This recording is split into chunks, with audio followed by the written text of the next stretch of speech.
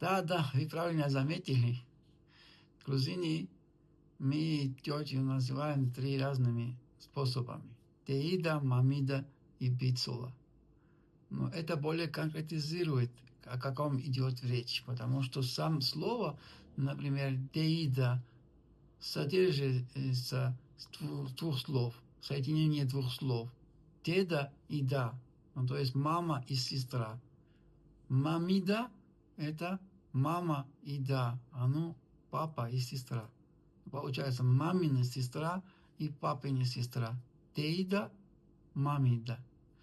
И пиццола, пицция на грузинском языке это дядя, а цолы это жена.